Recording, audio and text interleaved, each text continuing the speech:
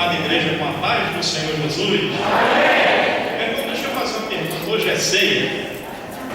É ceia hoje? Tem festa aqui hoje? Tem festa? A igreja está muito bonita hoje. Os irmãos resolveram sair de casa para vir dar glória a Deus, aleluia. Receber o vinho novo, receber a unção do Espírito Santo. É sempre um prazer estar aqui nas terças-feiras, no culto de oração, louvor e ensinamento da palavra do Senhor nosso Deus. Amados, hoje nós vamos ver um tema simples, porém profundo. Nós vamos ter a oportunidade de recordar alguma coisa daquilo que a gente na verdade já sabe, mas a gente vai ter a oportunidade de recordar, de relembrar mais uma vez esse estudo que nunca pode sair do nosso coração. Amém, amados? Abra sua Bíblia aí na carta do apóstolo Paulo aos Colossenses, capítulo de número 2, versículo 8 e 9. Nós vamos enfatizar depois apenas o versículo de número 9. Colossenses capítulo 2, versículo 8 e versículo 9. Eu vou ler aqui na tradução Almeida e Corrigida, e depois vou ler na tradução Nova Versão Internacional para o nosso entendimento. Duas traduções bíblicas. Quem achou diz amém. Amém. Colossenses 2, 8 e 9. Depois a gente vai repetir apenas o versículo de número 9. Diz assim a palavra: tende cuidado para que ninguém vos faça presa sua por meio de filosofias e vãs sutilezas, segundo a tradição dos homens, segundo os rudimentos do mundo e não segundo Cristo, porque nele habita corporalmente toda a plenitude da divindade. Agora a igreja pode repetir o versículo 9.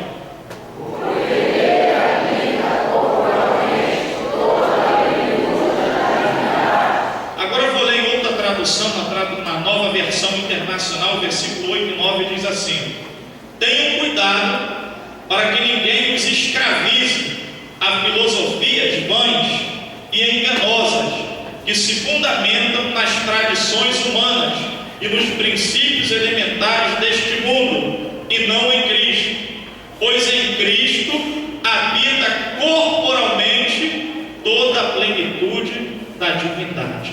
Você pode dizer amém? Pode tomar assento, muito obrigado. O tema que nós vamos estudar hoje é objetivo, é simples, mas é subordinado ao tema 5 atributos que provam a divindade de Cristo. Você pode repetir?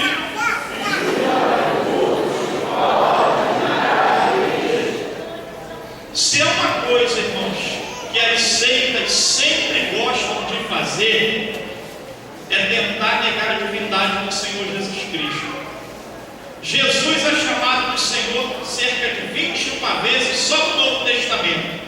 Só no Novo Testamento Jesus é chamado de Senhor num sentido soberano, num sentido absoluto e num sentido real. Mas muitas seitas, como as mais conhecidas, chamada Testemunha de Jeová, aquela que bate na nossa porta quase todo sábado, as Testemunhas de Jeová insistem em dizer que Jesus não é divino, ou seja, que Jesus é um Deus menor do que Jeová. É isso que a Bíblia diz, que Jesus é um Deus menor do que Jeová? A Bíblia ensina que Jesus foi criado por Jeová? Não. Então as Testemunhas de Jeová insistem em ensinar isso. Outro grupo, conhecido também como os mormons, tem na pessoa do Senhor Jesus Cristo como um grande sábio, um grande mestre, porém nega também a sua divindade. Outro grupo, chamado Espiritismo Kardecista, também insiste em dizer que Jesus na antiguidade era um grande médium ou um grande profeta, mas não é Deus. Por esse e tantos outros grupos, nós podemos observar que todos eles se esforçam para negar a divindade absoluta do Senhor Jesus Cristo, quando na verdade, já no primeiro evangelho, no evangelho de João, no quarto evangelho, melhor dizendo, no capítulo 1, João vai escrever: no princípio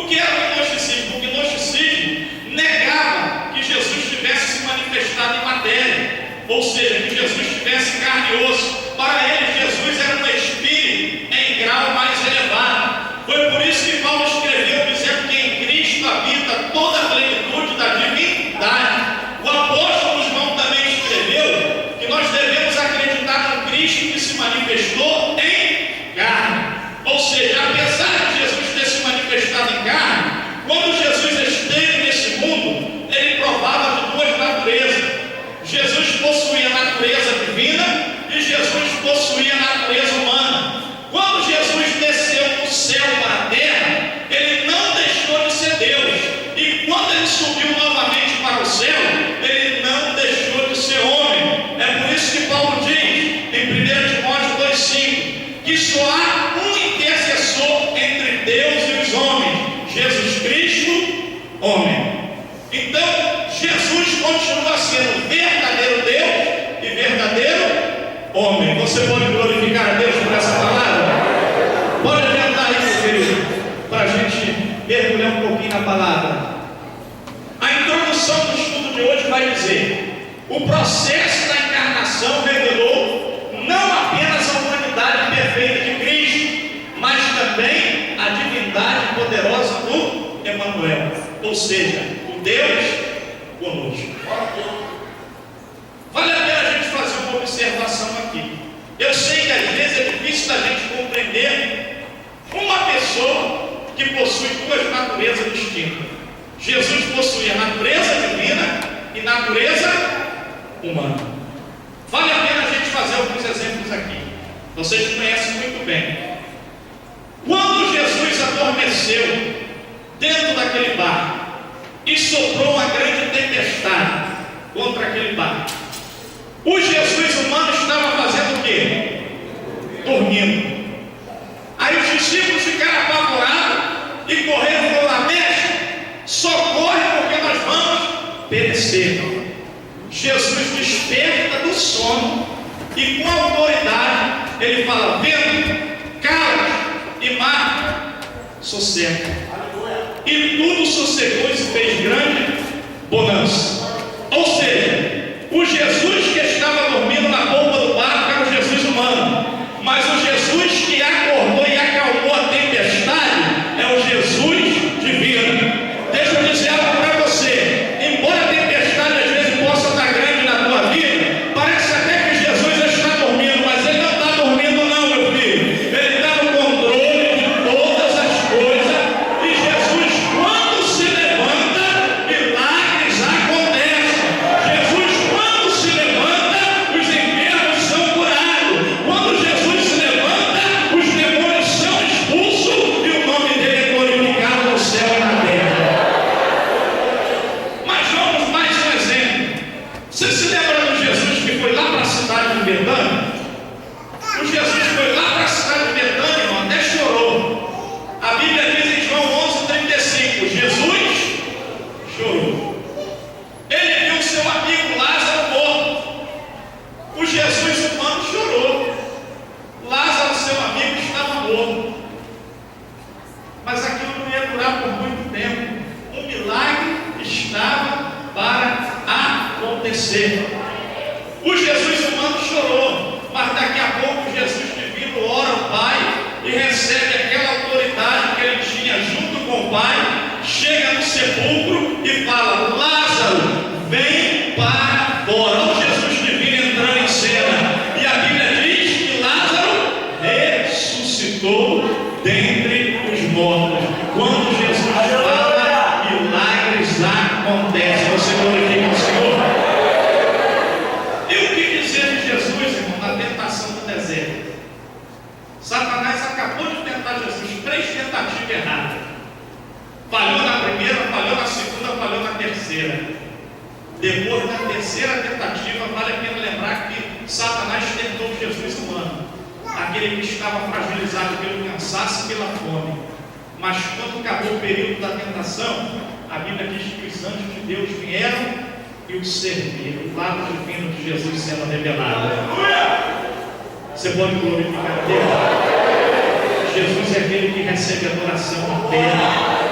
recebe adoração do céu, recebe adoração do atribulado, recebe adoração do aflito, recebe adoração daquele que está desanimado. Se tu está desanimado hoje, pode adorar Jesus, que também recebe a tua adoração, e você não vai ficar mais desanimado, você vai ficar cheio da presença do Espírito Santo. Quem tem glória da glória, quem tem aleluia da aleluia.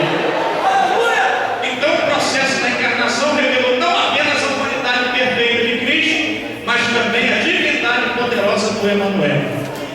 Adianta um pouquinho, meu querido. Vamos ver esses 5 atributos de Cristo bem rapidinho, vamos conferir na nossa Bíblia. Cristo é, em primeiro lugar, eterno e pré-existente. Isaías capítulo 9, versículo 6, quem achar pode ler bem alto. Porque o menino nos nasceu, um filho se nos deu, e o principal está sobre o seu ombro, e o seu nome será maravilhoso, conselheiro, Deus forte, Pai da eternidade, príncipe da paz. Fala para quem está ao seu lado, Jesus é Pai da eternidade, irmão. Jesus não é o Jesus das testemunhas de Jeová que foi criado. Antes de existir esse universo, antes de existir esse mundo, antes de existir qualquer existência aqui nessa terra, Jesus já estava junto com o Pai no seio do Pai. Você pode glorificar o Senhor? Olha só, uma notícia boa para te dar. Eis que o menino nasceu na natureza humana, e o filho se nos deu, e o principado estava sobre os seus ombros, e o seu nome será chamado a natureza divina. Deus forte, conselheiro, maravilhoso, aleluia, Pai da eternidade e príncipe da paz. Você glorifica o príncipe da paz. Jesus é Pai da eternidade. Se você não sabia, Jesus tem uma filha, o nome da filha dele é Eternidade. Eternidade, ele é Senhor de tudo. Deixa eu dizer algo para você. Não fique preocupado pela situação adversa. O Pai da eternidade está trabalhando na tua vida. O Deus forte está trabalhando na sua vida. O maravilhoso conselheiro está trabalhando na tua vida. E a vitória é nossa pelo sangue de Jesus. A segunda referência nem precisa a gente ler, porque eu já citei aqui. No princípio era o verbo, e o verbo estava com Deus, e o verbo era Deus. Ele estava juntinho com o Pai. E detalhe, já estava com tudo planejado para abençoar esse universo e para abençoar as nossas vidas. Terceira referência, primeira carta de Pedro, capítulo 1, versículo 20. O qual, na verdade, em outro tempo, foi conhecido ainda antes da fundação do mundo, mas manifestado nesses últimos tempos por amor de vós. Oh, glória a Deus! Foi conhecido, na verdade, antes da fundação do mundo. Glória a Deus! Glória a Deus! Agora, como entender isso, irmão? Pastor, mas como pode ser isso? Como é que Jesus, sendo uma pessoa, ele pode ser divino e humano ao mesmo tempo?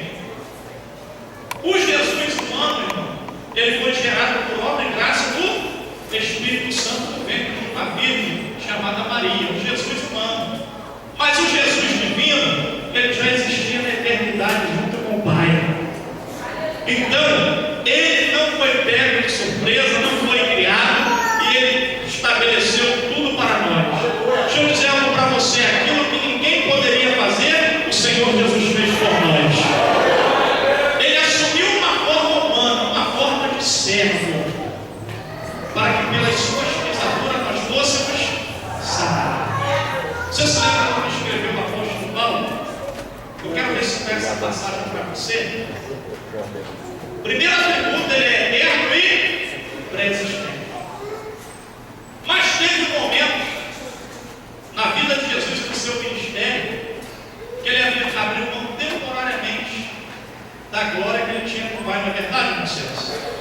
Não é verdade, pastor Geraldo? Ele estava na eternidade com o Pai, coroa, diadema real, mas teve um período no ministério de Cristo que ele abriu mão temporariamente desses atributos para cumprir o plano da redenção.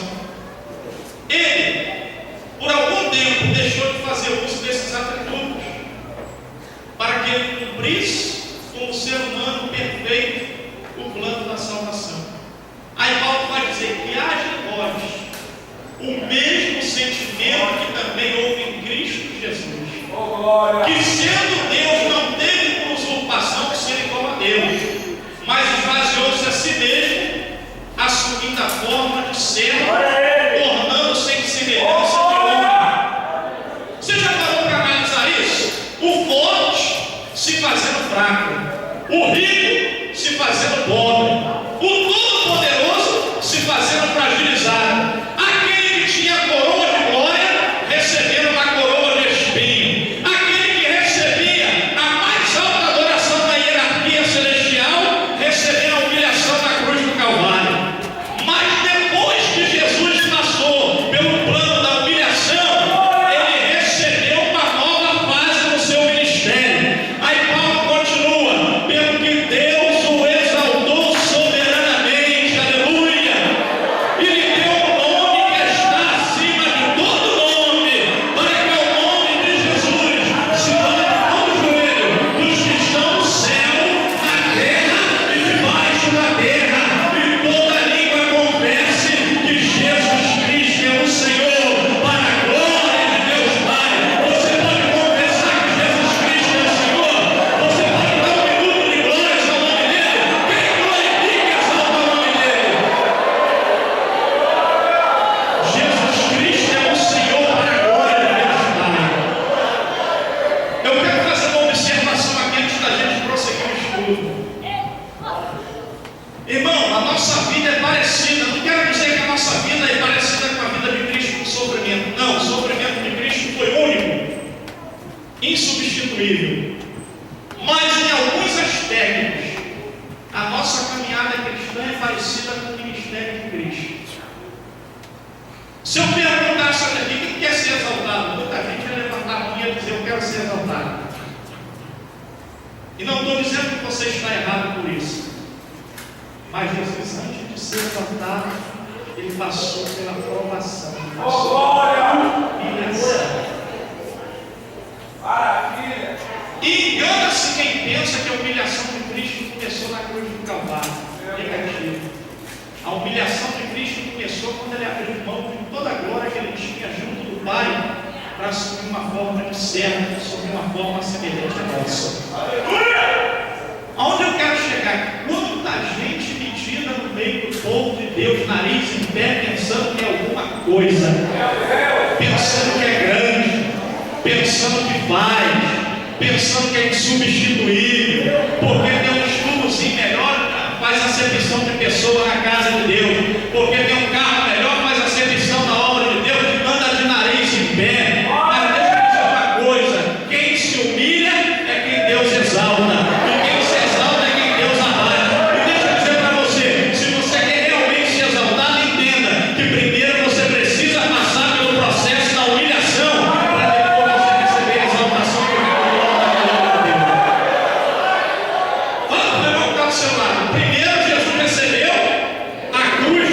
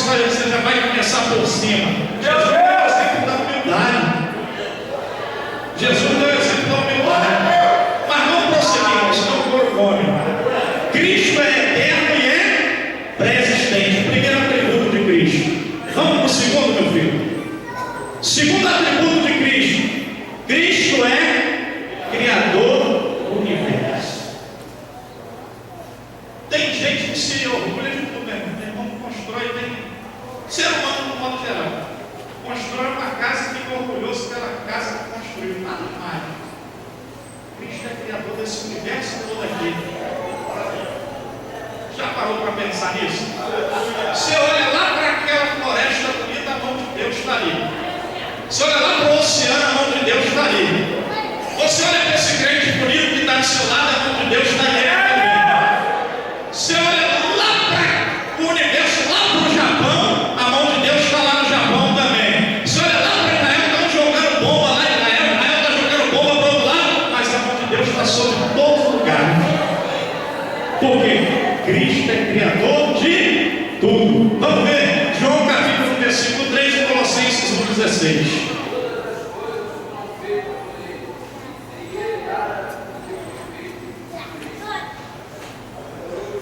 Todas as coisas foram feitas por Ele, e sem Ele nada do que foi feito se fez.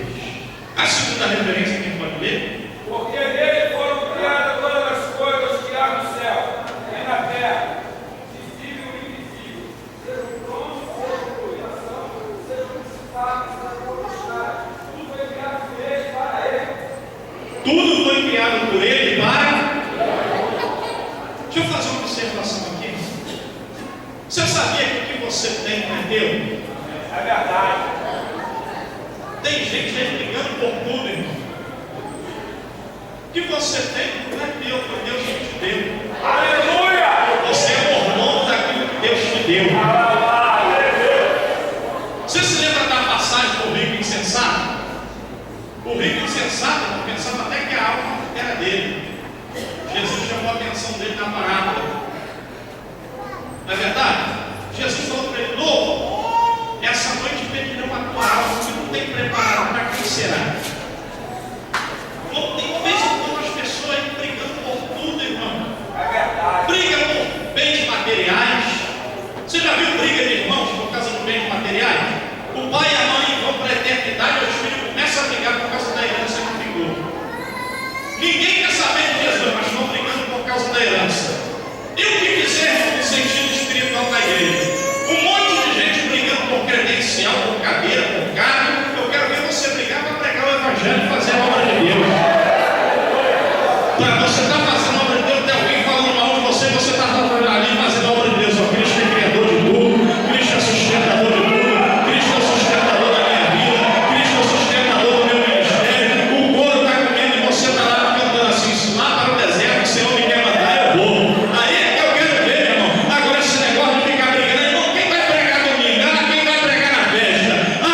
Eu quero ver quem vai pregar na praça. Eu quero ver quem vai fazer obra lá. Eu quero ver quem está pronto para fazer o ídolo de Jesus e dar continuidade à obra da grande comissão.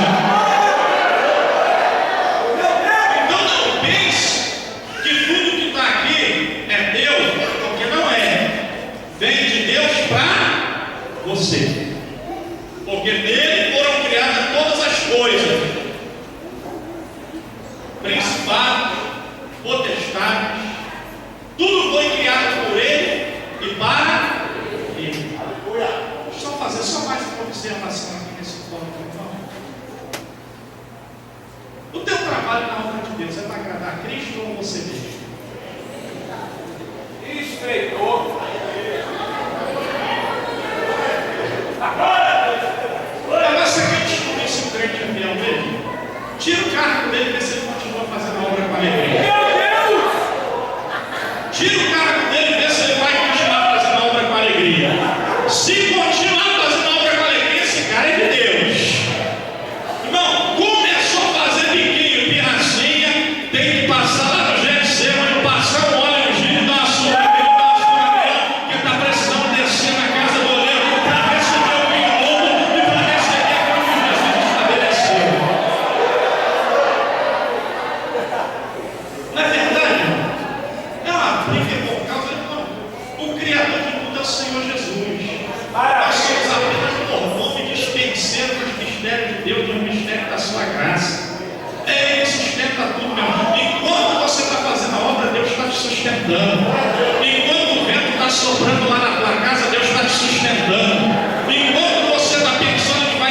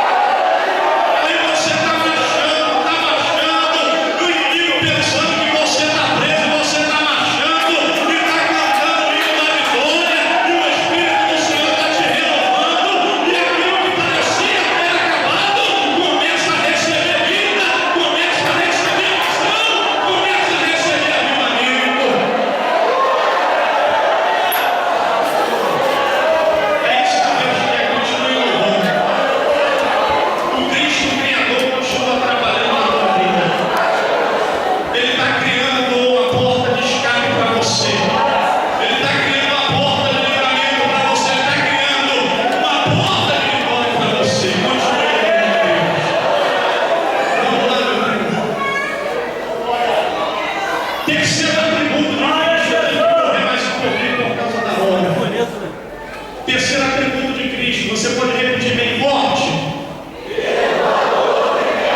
Maravilha! Aleluia! Glória! Tem um homem aí, que eu não vou dizer o nome dele, que ele diz que perdoa pecado. Mas o primeiro que precisa de perdão do pecado é ele. Ele diz que perdoa o pecado, mas ele é o primeiro que precisa do perdão dos pecados. Agora, o seu Cristo, ele perdoa. O meu Cristo, ele perdoa os nossos pecados, nossas fraquezas, nossas dificuldades. Vamos ver, meu querido. Marcos capítulo 2, versículo 11, depois eu falei do 7, do 48 a 50. Bem forte.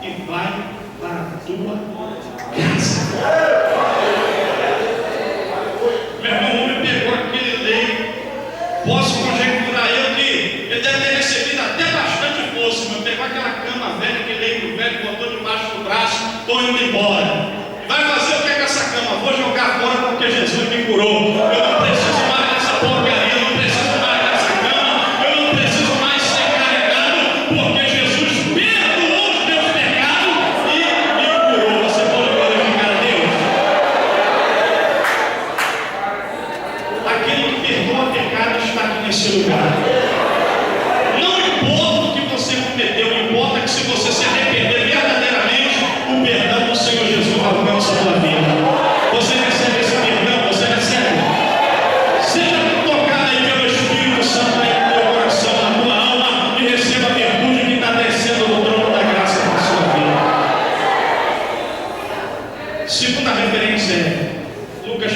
7, do 48 a 50. Quem pode ler?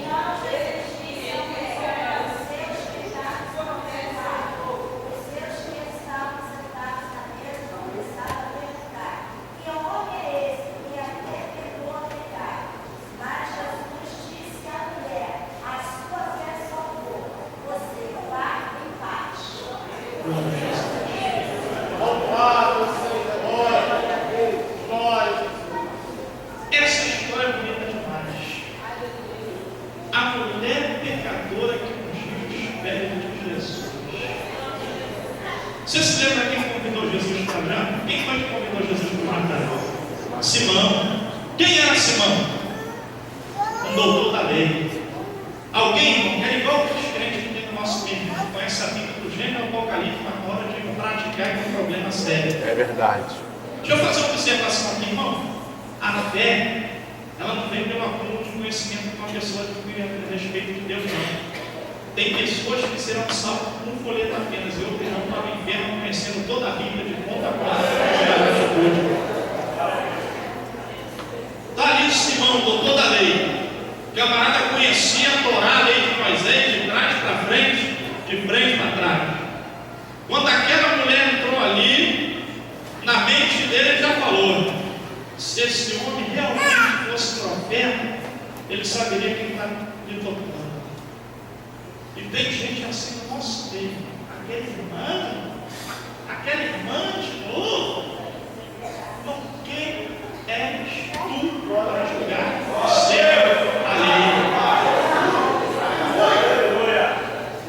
Mas ele brincou com a pessoa errada. Jesus logo chamou ele às falhas. Porque o próprio Jesus logo chamava de ser docozão na conversa. Simão, vem cá. Tu me convidaste para vir jantar na tua casa, eu entrei aqui. Tu não me recebeste nem com ósculo, Simão, que era o costume dos judeus um beijo, como recepção na entrada. Tu não me saudaste nem com ósculo, nem me lavaste os pés. Mas essa mulher não cessa de molhar os meus pés e enxugar com os seus cabelos. Eu vos digo que o pecado dela é perdoado. Jesus não vê como vê o homem. Sabe por que tem muita coisa? Vou fazer uma observação aqui. Sabe por que tem muita festa por aí de crente, às vezes? Festa, assim que eu quero dizer, não é festa de casamento, nem festa de casamento, festa mesmo da igreja. Que tem gente famosa convidada, tem cantor da mídia convidado, tem pregador da mídia convidado, mas a festa fica sem graça, né? Porque o principal está faltando na festa a presença de Jesus. Você já percebeu, irmão? Tem gente tão soberba e vindo cantor da mídia. O camarada vem aqui, dá umas 3 voltas, não sei como é que ele fica rouco. Dá umas 3 voltas cantando para mostrar o potencial do cordeiro e não acontece nada. Aí depois o pregador aqui, irmão, com aquela mensagem já pré-elaborada, a mensagem que ele já pregou 4, 5 vezes, já está toda na cachola, e vai lá e faz o povo de marionete para cá e para lá e não acontece nada. Sabe por quê? Esqueceram de convidar Jesus para a festa. Agora, quando a gente convida Jesus para a festa, irmão, você pode botar o irmão aqui até desafinado para cantar, mas o fogo desce. Sabe por quê? Convidaram Jesus. Você pode convidar o irmão e falar: Deus, Jesus, mas o negócio fica bom. Sabe por quê? A unção de Deus está no lugar. A unção de Deus está na sua vida, querido. Dá mais glória a Deus aí, adora o nome do Senhor. Os nossos pecados são perdoados através do atributo de Cristo que perdoa pecados. Não fique preocupado se o inimigo tentar te acusar. O sangue de Jesus Cristo já purificou você de todo pecado. Você pode dizer amém? Adiantar mais um pouquinho, meu querido. 4 atributos que prova a divindade de Cristo. Você pode ler comigo? 3. 1, 2, 3. Sustentador de todas as coisas. Vamos ler Hebreus capítulo 1, 1 ao 3. Tem forte? Hebreus capítulo 1, 1 ao 3.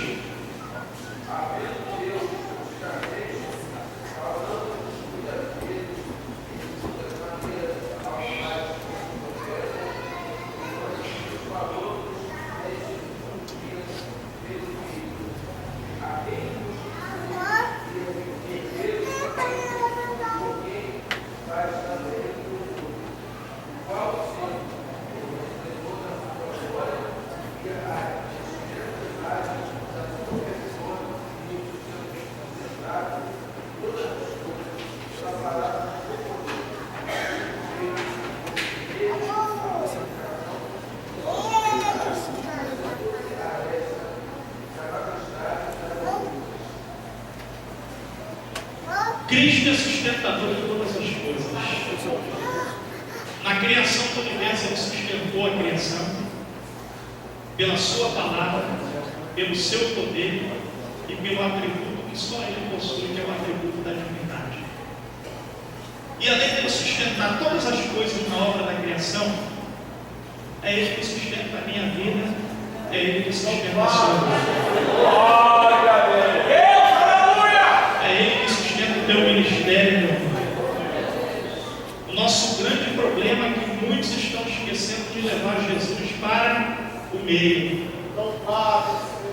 O homem da mão ressequida só recebeu o milagre de Jesus porque ele foi para o meio. Falaram para ele: levanta-te, vem para o meio. Na cruz do Calvário, Jesus estava no meio. Nas 7 igrejas do Apocalipse, Jesus estava no meio, associando entre os 7 castiçais de ouro. Jesus estava no meio. Na Bíblia Sagrada, Jesus é o centro da Bíblia Sagrada. Ele falou: examinai as Escrituras, porque provais ter nela a vida eterna, e são elas que de mim testificam. Na doutrina da Santíssima Trindade, Pai, Filho e Espírito Santo, Jesus está no meio. Na nossa caminhada, Jesus tem que estar no meio. No culto de adoração, Jesus tem que estar no meio. Porque se Jesus não estiver no meio do culto de adoração, você só vê gente querendo aparecer na obra de Deus. É gente querendo aparecer, mostrar sua voz de cantor, mostrar seu potencial de pregador, mostrar alguma coisa da natureza humana. Mas quem tem que aparecer é Cristo. É Ele que sustenta tudo, meu irmão. É Ele que sustenta essa igreja. E nossa igreja já passou por cada temporal e vendaval e nunca quebrou e não vai quebrar. Sabe por quê? Jesus é o sustentador dessa igreja. Jesus é o sustentador desse ministério. Jesus é o sustentador da tua casa. Levanta a tua mão que eu quero profetizar isso sobre a tua vida. Permaneça com a tua mão erguida que eu quero profetizar sobre a tua vida. Por maior que seja a luta, Jesus está no meio. Segura aí que a vitória é tua. Por maior que seja a adversidade, Jesus está no meio. Por maior que seja a pedrada, Jesus está no meio. Por maior que seja a enfermidade, Jesus está no meio e é Ele que te sustenta.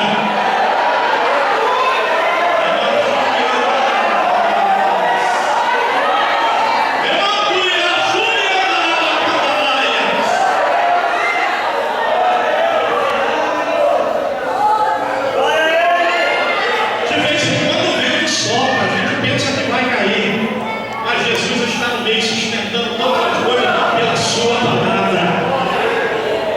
O crente é comparado ao cedro do Líbano. Segundo alguns estudiosos, diz que essa árvore cresce muito, mas ela cresce muito mais ainda para baixo.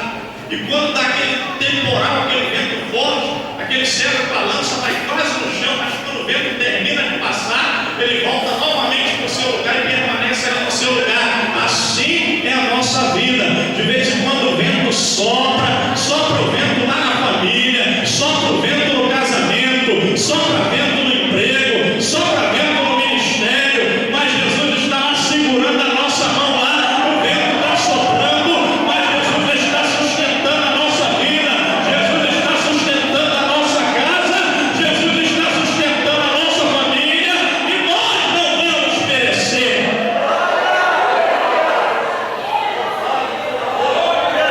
Você glorifica a Deus por essa palavra.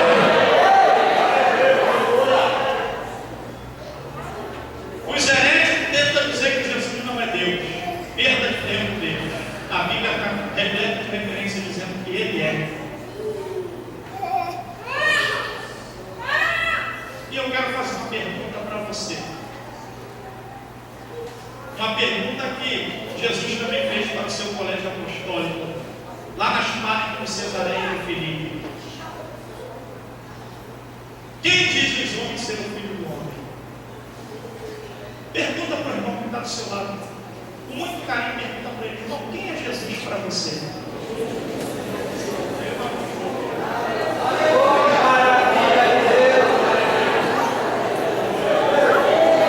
Pergunta para esse homem: quem é Jesus para você? É só aquele que abre porta? É só aquele que abre porta de emprego? É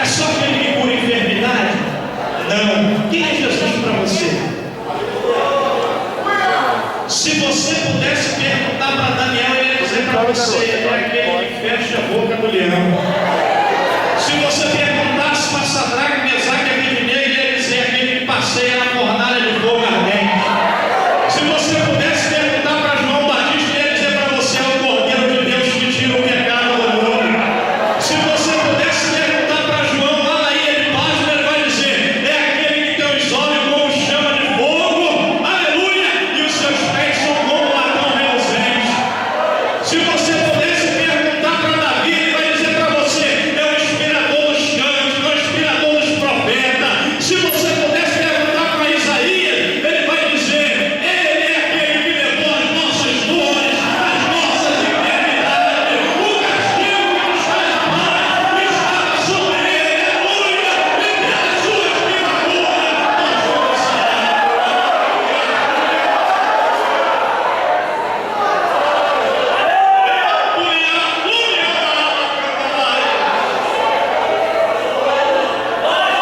Se você pudesse perguntar para a mulher samaritana quem é Jesus para você, foi aquele que te ofereceu a água da vida, aleluia. Aquele que tem a água da vida está te oferecendo mais uma vez aqui a água da vida. Bebe aí que é de graça, bebe aí, crente, bebe aí, crente, bebe da água da vida que é de graça. Se você pudesse perguntar a Marta e Maria, ela ia dizer para você: é aquele que acabou com a nossa tristeza, ressuscitando o nosso irmão Lázaro. Se você pudesse perguntar à viúva de Naim quem é Jesus para você, foi aquele que ressuscitou o teu único filho.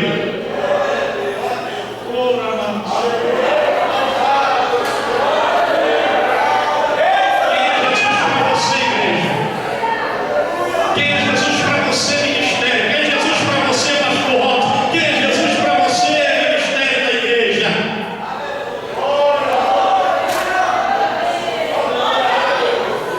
É a pedra angular do destino, sustentador de todas as coisas.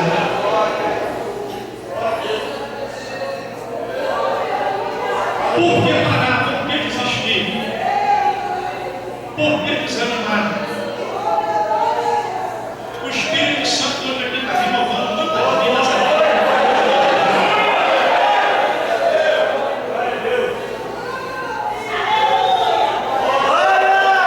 Ele é presidente eterno, primeiro atributo. Segundo atributo, ele é criador de todas as coisas. Terceiro, é perdoador de pecados.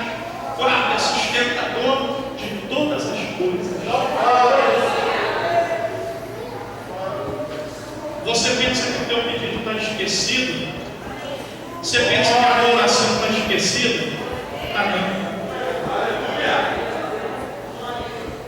A tua oração não está esquecida, o teu pedido não está esquecido.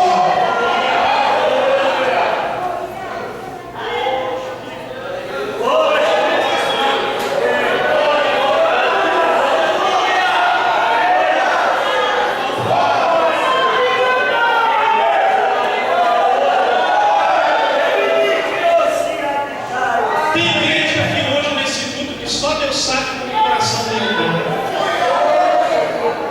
Só Deus sabe como o coração está hoje nesse culto. Mas o Espírito do Senhor te trouxe aqui para você ser renovado pela palavra. É como diz aquele hino da Bíblia que aparece: quem te viu chorando vai te ver sorrindo. Quem te viu na prova vai te ver na bênção. E quem te viu caído vai te ver de pé, glorificando e exaltando o nome de Cristo. Você glorifica o Senhor. Quinto e último atributo aí de Cristo. O quinto e último atributo de Cristo que prova a sua divindade: ele é juiz de todo o universo. Quer vir o homem ou não? O homem aqui da terra coloca aquela, podemos dizer assim, de forma simples, aquela capa preta, bate aquele martelinho em cima do tribunal e pensa que está podendo todas as coisas, mas é limitado. O juiz daqui da terra falha. julga erradamente, julga precipitadamente, mas o juiz do céu não falha, não erra, não se engana, não chega atrasado. Agora deixa eu te dizer uma coisa, para todos nós aqui. Aproveita que hoje Jesus ainda não está fazendo esse papel de juiz, porque o Senhor está dando tempo para o arrependimento da humanidade. A Bíblia diz que Deus não quer que ninguém se perca, mas que todos venham ao arrependimento e ao conhecimento da verdade. Hoje Jesus é o nosso advogado. Se você errar, se você tropeçar, você tem um advogado para com o Pai, Jesus Cristo justo. E Ele é a propiciação pelos nossos pecados. Ele é o paracleto de Deus, um advogado, aquele que faz o papel de estar junto, um representante legal. Quando a gente pega, quando a gente erra, Jesus desempenha o papel de advogado. Mas eu queria que você lembrasse bem esse irmão que está do seu lado. Fala para ele: hoje ele é o teu advogado. Olha. Porém, vai chegar o dia que ele não vai ser mais advogado. Ele vai estar num patamar superior. E eu não quero estar nesse dia do juízo. Pela graça de Deus, nós estaremos vivos no dia do juízo.